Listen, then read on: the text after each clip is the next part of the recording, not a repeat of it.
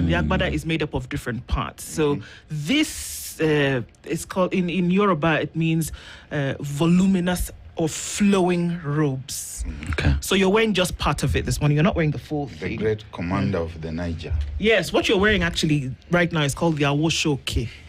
Voilà. Awoshoke part of the agbada. It's fascinating stuff. Dennis is lost. Yeah. Agbada. I should try that on. You should. All these days, yeah. You should. Yeah. When are you going back to Nigeria? We'll talk. It might shock some people if we say the truth now. Yeah. Is she supposed to go back? Sorry? Is she supposed To visit and bring me my. You said it's called Olo? Agbada, Yeah, the agbada. full outfit, Yes. because then there's this part, then there's the inside, then there's the cap. All of it makes up the agbada. Yes. Yes. Baba told me that I condone pieces. You from can time to exactly. time. That's the thing. You can wear it in pieces. Welcome, Dennis. Interestingly enough, this week has gone to Ghana, and we'd love to hear your interpretation of this one. And in Ghana, we talk about Kwame Nkrumah and Ghana being the first country in the continent to gain independence. And there's one thing he said, that if we have independence and that does not translate to the other African countries, it would not make sense. Talk about the Pan-Africanism at the time, and if we've managed to achieve the dreams that he had. Have we? You'll respond to that. But let's go to the proverb. The rain wets the leopard, but it never washes its spots. Yeah, the spots are permanent. They are immanent. Not eminent, immanent. You cannot remove them. They are essential, quintessential, and they cannot get out. And no matter what we do about certain situations, certain individuals, certain characters, it is impossible to change them. Some people are unteachable. They are incorrigible. They are decidedly what they are and who they are. And there's nothing you can do about them. They are education proof. Oh, wow. Lost cause. Okay. Well interpreted. Indeed. And I have a feeling that might line our conversation getting into the next hour. But we're looking into the state of the nation. And Parliament yesterday was in uproar over a number of things. They said, first of all, this Ebola thing, stop it. With a lot of words, basically said, stop it. And then they said also, this thing for schools where there's unrest, boarding schools, stop it. I mean, because we're getting to a place where things then are ungovernable. And that there's something happening and we don't seem to be listening. While the politics could be playing a back role in all of this right now, there seem to be fundamental issues that need to be dealt with from a nation's point of view. How are you seeing things currently, or are these just bumps in the roads that we'll get over at some point? Thank you very much, Andrew. Thank you, Dennis, and thank you, viewers and listeners. I think if we were to use one word to describe the state of the nation today, we would say anomy. We are in what Wole Soyinka has called the season of anomy, a season when nothing that seems to be right seems to be done, from Wajir to Laikipia to Naivasha, to the National Assembly. We are in a season where the sense of belonging is at its lowest, the esprit de corps, as the French would call it. And this is, I think, fundamentally because the William Ruto government has embraced a spirit of impunity, a spirit of hubris, the great pride that comes before the great fall. Hubris, arrogance, where we are here Who are you? A few people may make noise out there. The Cabinet Secretary for Finance is calling the protestations of the citizens noise. I'm saying protestations, not protests. The protestations of the people of Kenya. The voice of the people is the voice of God. You must listen to it, no matter who you may be, no matter how you imagine you got there. The great Sani Abacha thought that he had gotten there through the barrel of the gun and he could do it his own way. And eventually the gods conspired against him and removed him when he thought that he was enjoying his life. Chinua Achebe in Things Fall Apart has these masked egugus, and the lead egugu is called Evil Forest, Yes. and he asks a certain character there, do you know me? And almost rhetorically, he says, I am Evil Forest. I kill a man when his life is at its sweetest. Okay? That's how the divine world works. And when you look at these things, and you might think that we just making some random noises. No, there is a very clear interlinkage in the affairs of men and the gods. Sani Abacha departed when his life was at its sweetest. Indeed. And you can find out how he died.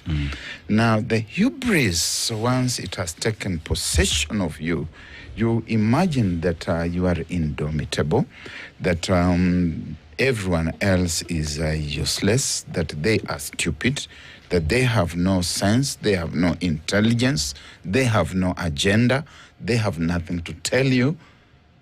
You become the Titanic, the unsinkable one that must ultimately sink out of its own energies. And you can see that in the comportment and the pronouncements of this government. Barrack, then want to ask the question, when you talk about sovereignty of the people and what that means, that in my basic understanding is fact that we are able to make decisions that favor us as a people. That regardless of whoever is there, the most important thing to protect is sovereignty. And that would mean that your people are able to afford life, pretty much. Cost of living should be affordable to everybody. Should be able to just go to school, and that is affordable because the government has played its part. Walk to a hospital, I'm treated. That I am not living in a perpetual experience of pain, turmoil, and confusion. One asks the question then, Barrack, is it lost to them that they are part and parcel of the people of Kenya and that sovereignty belongs to them? When power has gone to your head, you don't see anything. It tampers with your capacity to hear sense, to absorb wisdom, and to act in a manner that is good, not just for everyone else, but for you as well. When we talk about sovereignty, and I think it's important that we contextualize it within the spirit of Madaraka, because we are still in the Madaraka season. The entire month of June is the month when we reflect about our Madaraka, our self-determination that came to us in June 1963, that we got into that space after the Lancaster House activities, where we eventually secured the right to self-determination, that we are going to make our own decisions about the destiny of our own country, how we rule ourselves, how we behave within our polity. And this coming against 43 years of colonial rule, 1920, 1963, and another 15 years of British company rule, 1895 to 1920. Self-determination, our sovereignty, the sovereignty which the Constitution of Kenya says that it rests with the people. The people are supreme, and the Constitution belongs to the people. When the voice of the people says that we do not want this Ebola quarantine facility for Americans, by Americans in our country, then the government must listen, because this is the sovereign voice of the people. You cannot tell us that there is a certain act of parliament that says that you are a minister, and as a minister, you are going to take certain decisions regardless of what the people are saying, and that you're going to call the voice of the people random noises. These are not random noises. And that you will even shoot some of those people in Laikipia, and they will die. You will bring out the people's military against the people. You bring out the people's police against the people to tear gas them and to beat them up. That is inversion of power, inversion of constitutional authority, because the people have a right. And in this particular case, we are talking about a huge paradox. The paradox of the government of the United States of America stating that we will not admit into America anyone who has been exposed to Ebola. We will find other places that are more suitable for locating Ebola, and we will have those cases attended to in those spaces. And our country is defined by the Americans as the place where we should locate Ebola and deal with it. Never mind that they have got all the technology. I was watching Edwin Duale, not just performing in Parliament, but performing elsewhere on TV, and boasting about that which he calls our technical and capacity. Who in this world has greater technical capacity in anything than the great American empire, the United States of America? They're just saying this is muck. This one here is far too big for us to handle. We don't know what it is, and it had better be located elsewhere. And we seem to go out of our way, we angle for it, we reach out for it, and we say, bring it here. But why? And I think that's my question. That what is this thing that hangs over like the hangman's noose? That it's very clear, the danger. It's clear, it's present. That anybody who was applying logic would understand that this is a threat. That Kenya, with other diseases, has been very cautious about how it deals. So what is it? Because it doesn't seem to make sense. What is it beyond the disease? Is there somewhere that Kenya is being held? Is there a conversation that has taken place? Is there a demand that has been made for Kenya to want to insist, well, at least certain parts of the government, that even Americans have questioned their government and said, we are able to take care of people on home soil. Why give it to another nation? So there seems to be something beyond this, because it doesn't make sense otherwise, Barrack. The saying goes that where there is smoke, there is fire. And I would be tempted to put this to our omnivorous appetite for money. When you have heard of 1.7 billion, we have not been told what this 1.7 billion is going to do. We have not been told whether it's going to the National Treasury. We have not been told whether it's what is going to be used to put up this center. And make no mistake, the initial pronouncements from the United States of America were very clear, Marco Rubio, that this is about America. That they are putting up this center, this facility themselves, for themselves, not for anybody else. And therefore, we cannot possibly be told that the 1.7 billion is going towards the construction of that facility. We cannot be told that that facility is a dividend to the Kenyan nation. We must wonder about the individuals, the Kenyan individuals behind this initiative and what is in it for them. At the individual level, we must be told what it is. We must also interrogate the initial secrecy around it. I expected that during the Madaraka Day address in Wajir, that His Excellency the President was going to pronounce himself on this matter that was troubling the nation. He didn't say anything.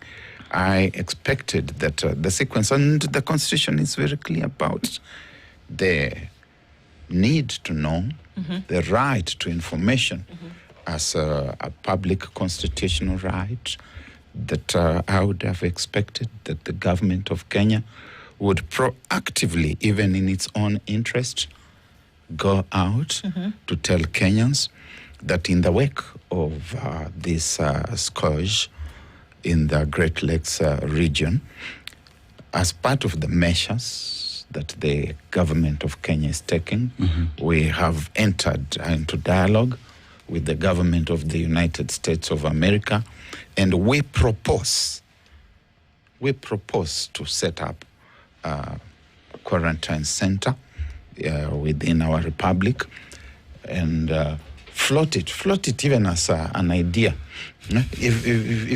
If you so wanted. Let's agree what it would look like, what kind it of would thing. look like. Even affect to be giving the nation the opportunity to hold that conversation around it, and have it even being floated by some of the senior officers in the Ministry of Health. If you want, call them even junior officers, but senior really in rank. The Ministry of Health test the waters, find out what Kenyans are thinking about it, and if you find that that kitchen is too hot, retreat. And retreat in a dignified manner, in the sense that you have left some space at the top for retreat, that the minister could even be the one to retreat, protect the president. In the game of chess, the king is always protected. Send out the pawns to be the ones to say what you think needs to be said. They can be disowned. You can say, no. The director of medical services is saying his own things. Or that was the PS's personal opinion. But what do you say when the president himself Said I allowed it. says, I allowed it? You have exhausted your chances. The king makes only one move. You don't keep on gallivanting across the chessboard. When you are the king, you are protected. The queen is protected. You have the rookies. You have even the bishop who may make a couple of moves. So, what has motivated the king to make all these moves? They say follow the money, Barrack. But the king spoke, Kenyans have spoken, and from all walks of life.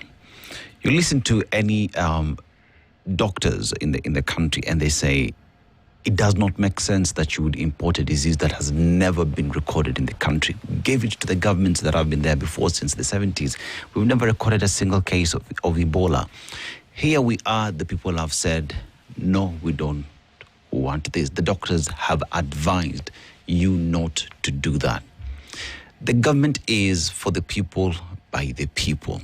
The government does not exist without the people.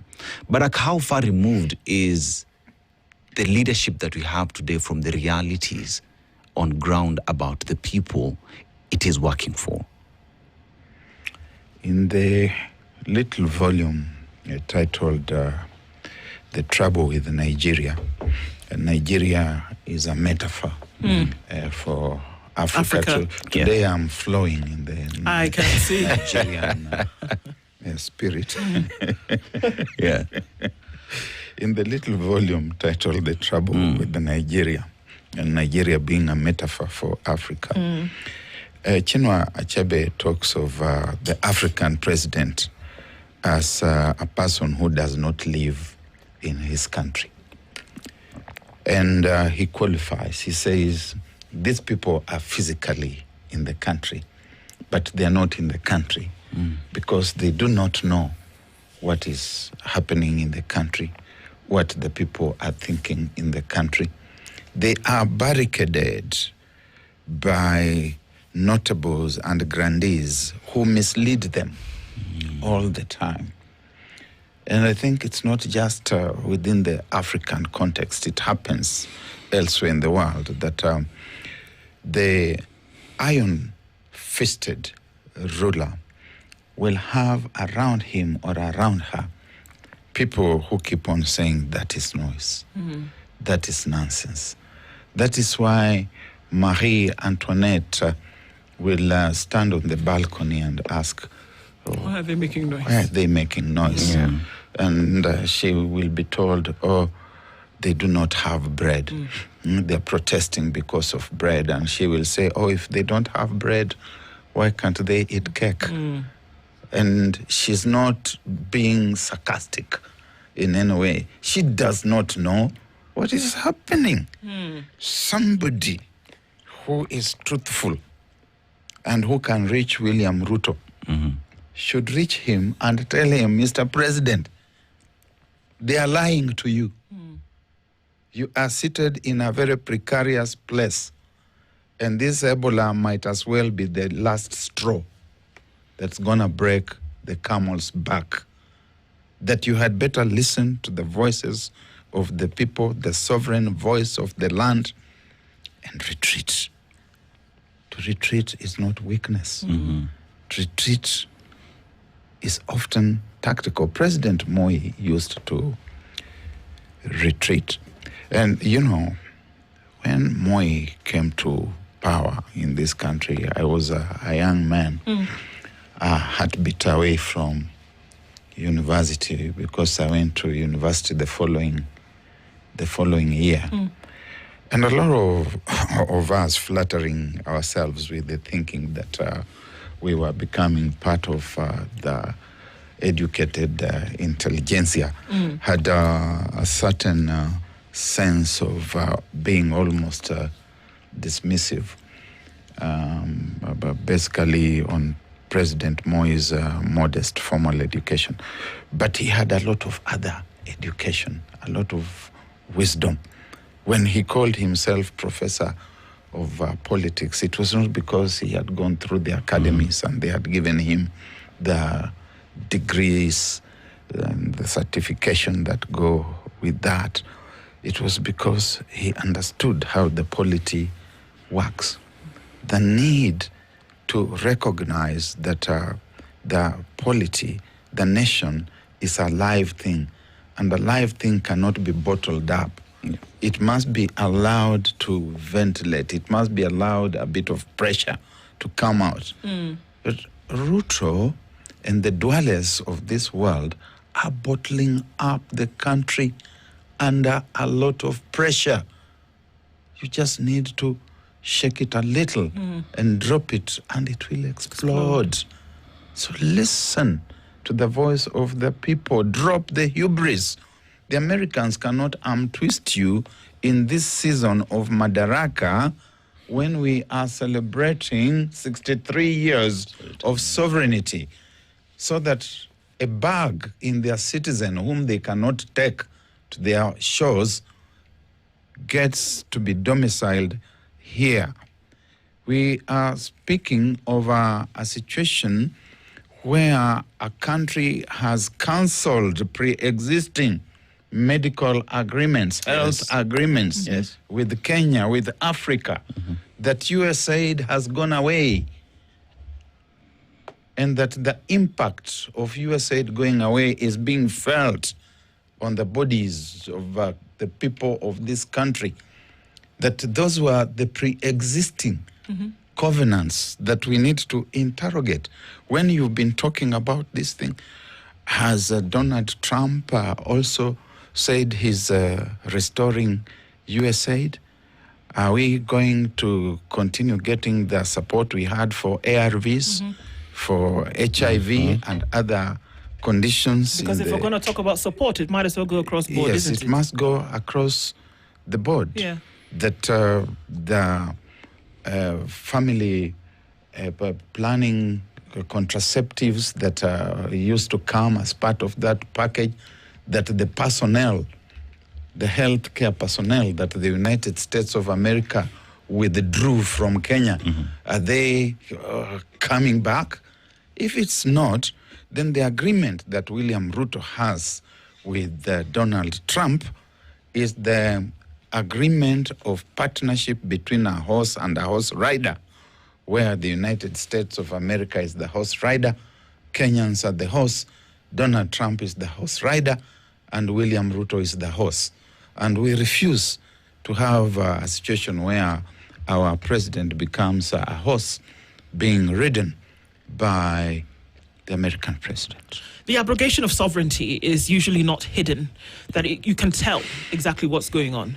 And that where we see, the Duale's counterpart, in this case, Dr. Oz in the US, basically saying, yes, we understand that there's a little bit of a kerfuffle there in Kenya, but we're going to sort that out.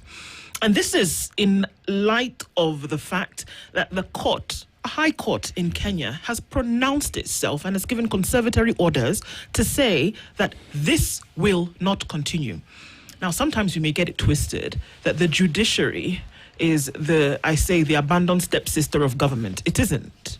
That there are three arms of government who operate at par: the legislature, the judiciary, and the executive. Not one is higher than the other. So it seems as though the judiciary is often ignored. Like, okay, the little sister is saying something there in the corner, but, let's ignore her and continue doing what we're doing.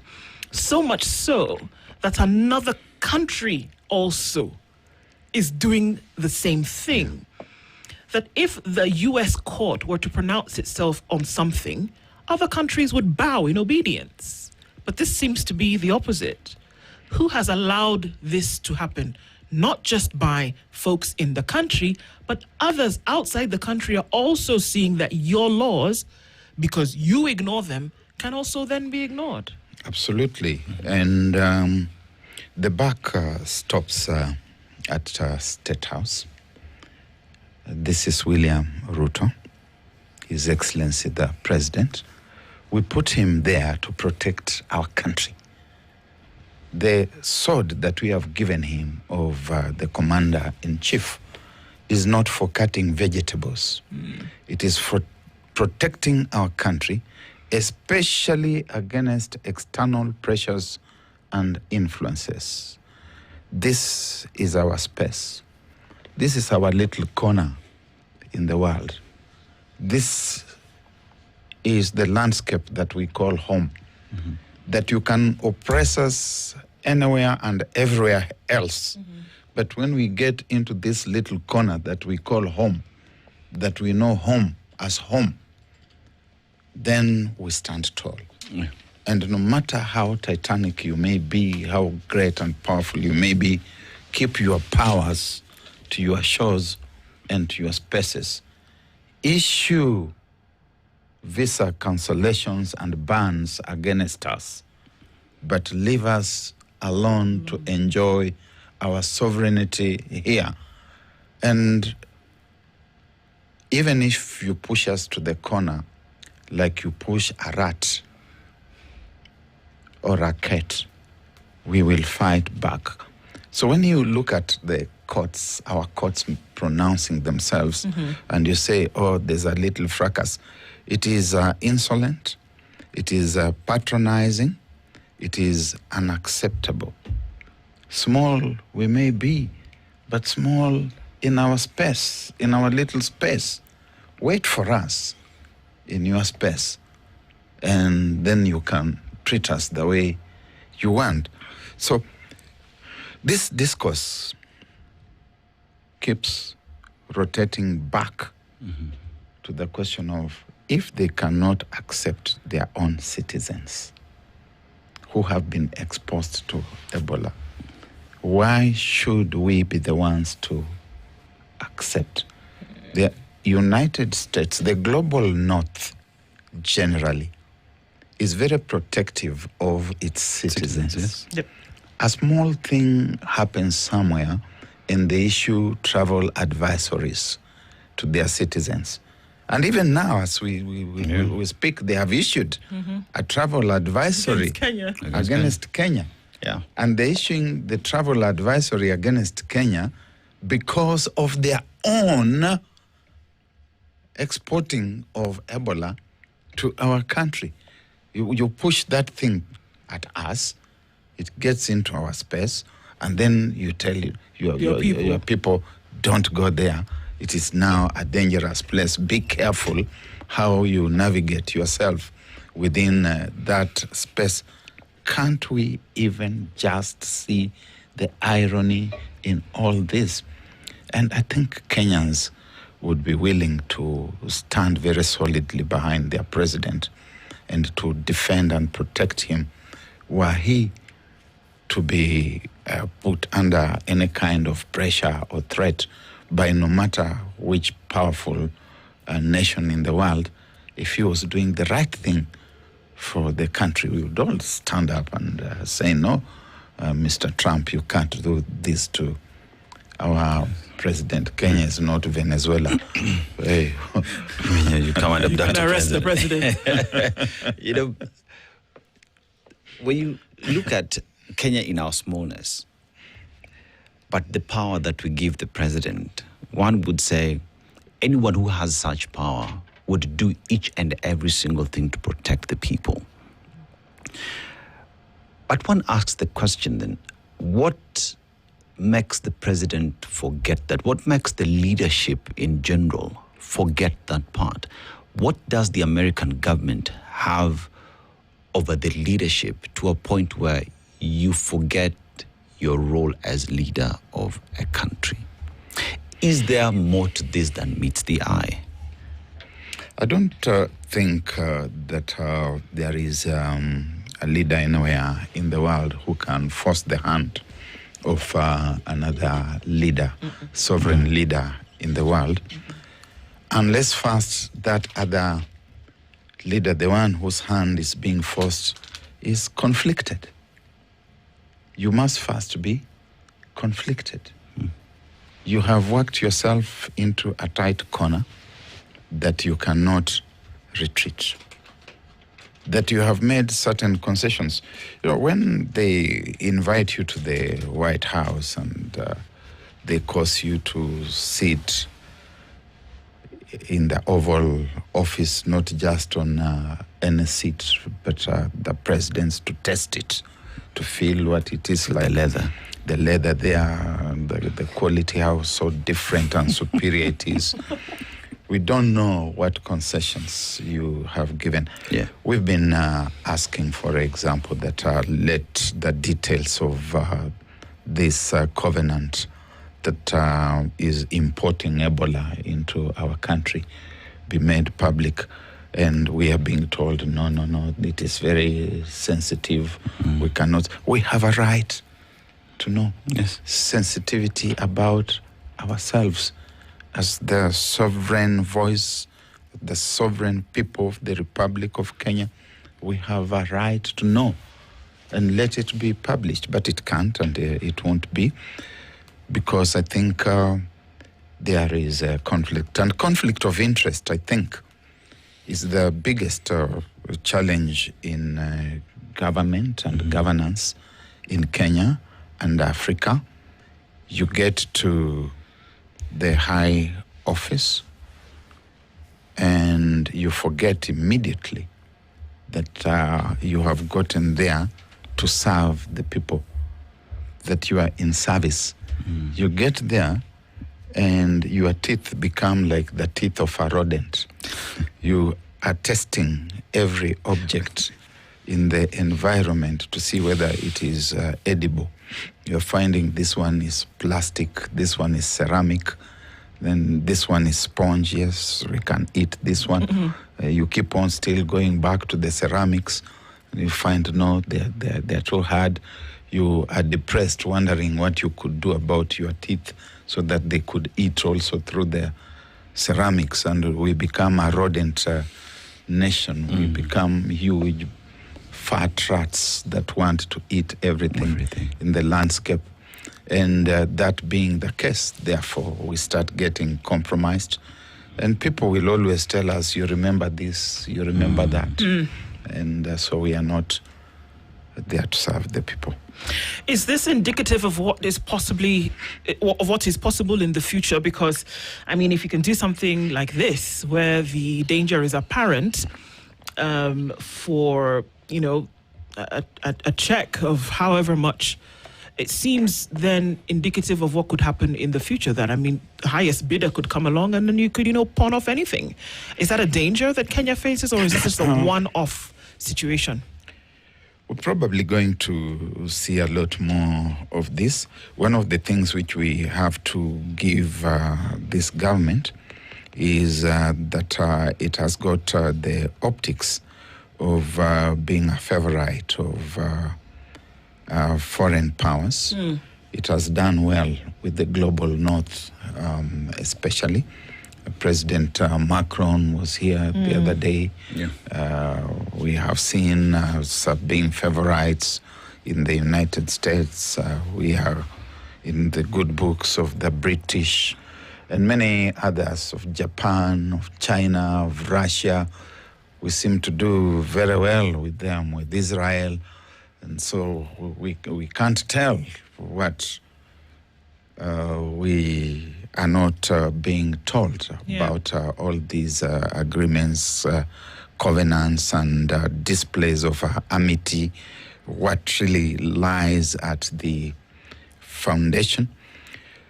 But where government then fails to recognize that it needs to carry the people along, it needs to be persuasive, it needs to talk to the people, then the hubris sets in.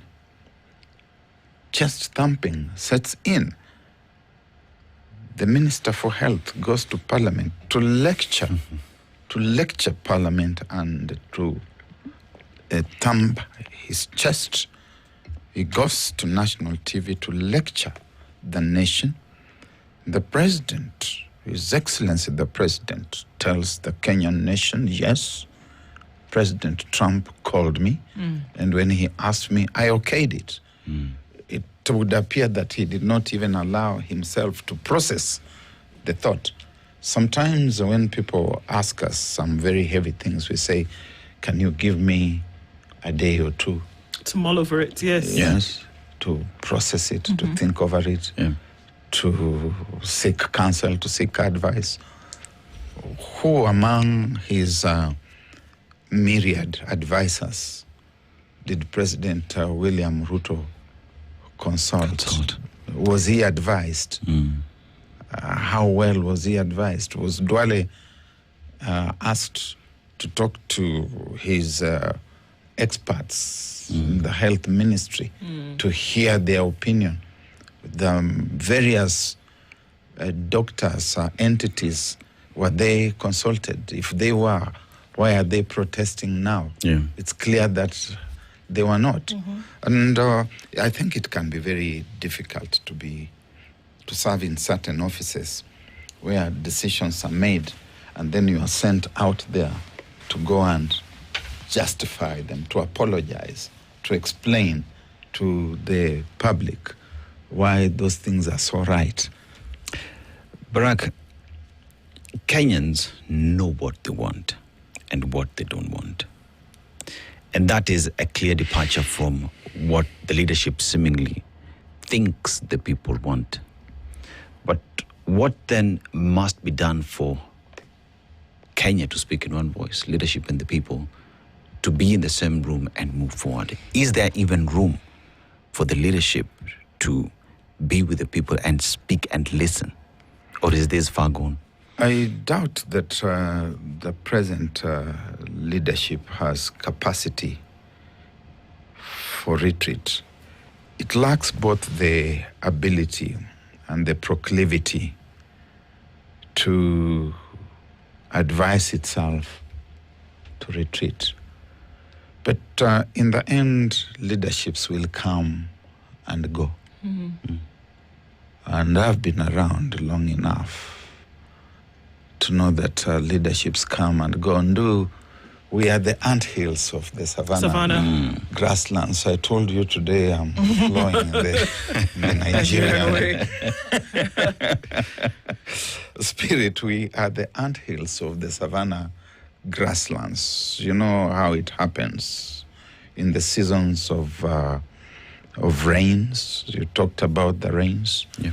The rains come and the grass becomes green and lushy, a good verdant landscape, and the tendrils dance to the tune of the winds. And after some time, the sun starts coming out and the grass begins drying up. Then it dries up completely, and the forest fires come naturally. And they burn up the grass, and lo and behold, we see that underneath have been anthills, and the anthills know what has happened to the grass. Then after some time, the rains will come again, and the new grasses will come up. They will sprout and they will grow, and they outgrow the anthills, and the pattern of dancing in the wind begins again. If only the grass could speak to the anthills, the anthills would tell the grass what happened to the grass of the last season. So we are the anthills of the savannah grasslands, and we are telling the current grasslands that you're not the first. In the end, there is people power, and the people power will always prevail. It's interesting that you say that, because the current president wants to come and have another go at the presidency, and that what we are hearing today from different quarters, interestingly enough, somebody like Martha Karua, who said yesterday that you're going to have to listen to what the people are saying in order for you to have a position, or to be in a position where they will give you another go at it. You would imagine that the current president, if he wants to have another go at it, would be very careful about the things that are done in this period. But that doesn't seem that he's throwing caution to the wind with some of the things that he's pronounced, especially in the recent past. Is that the voice of somebody who's listening to the people, who wants to have their input in terms of how they would maybe bring him back? His acolytes have told us that it doesn't matter, that we are smarter than Yoweri Museveni, we are smarter than Samia Suluhu, and if Samia Suluhu got 92%, William Ruto is going to get 100%. They're telling us that they have got templates from the neighboring countries in the region. Beyond that, they can go to Northeastern, open up the floodgates, distort history. Distort history, because the things which were being said in Wajir about sessional paper number 10 and trying to incite that part of the country against the rest of the country is historical revisionism that fails to recognize the truth of the history that happened in that part of the country, but maybe that's a conversation for another day. We need to talk about the irredentism that took place there, the Somali nationalism, the Ogaden issues, the Siad Barre intervention. Never mind. We are talking about a regime that seems to have given up on the possibility of being elected, and that is now starting to signpost other avenues of retention of power, telling us in broad daylight that we are going to stuff the boxes, maybe so that we can stay away. I don't know whether that's calculated to generate apathy so that we stay away, or maybe with the intent that we will actually stuff the boxes. Now, you see, that also signals illegitimacy for William Ruto, regardless that he wins fairly. The country will believe that the election was stolen. And he should go very cautiously about that, because you are talking about a nation on the tenterhooks. And you could even win. And the people can say that we don't accept you. Briefly, Barrack, how sick then is the state that Kenya finds itself in? When you talk about education, cost of living, security, rule of law, disrespect of court orders, and the decisions that clearly expose Kenyans to unease, disease that you've never had. We remain in a difficult place in the season of anomie, as we said at the beginning. We would hope that the ethical and moral pillars of the nation remain intact, and they will speak to Ruto, and that Ruto may now have the opportunity to prove that he does not just wear an evangelical mask, that when he quotes the Bible, it's not just a facade, it's not just an ecclesiastical mask he wears, and that he can hold a conversation with himself, with his soul, and that he might find a genuinely divine moment when he knows, recognizes that the voice of the people is the voice of God, and listen to that voice. Well, sometimes conversations open up folks to realities and bare insights, and possibly opening up people's eyes to the realities that are the current state of things, then onto action. Barrack Muluka, thank you for joining us this morning. Welcome. And looking forward to a time where people will actually take conversations and engagement that we have and then apply them to current circumstance of where Kenya is at the moment. And this is one to watch in terms of what will happen in the coming days. And this Ebola quarantine center facility is a symptom that we speak of. There are other issues that definitely need to be dealt with. Thank you. Dr. Barrack Muluka has joined us this morning. Thank you very much for doing that. Continue with our conversations. Good morning. It's 8 a.m. This is the Situation Room, the only way to start your day.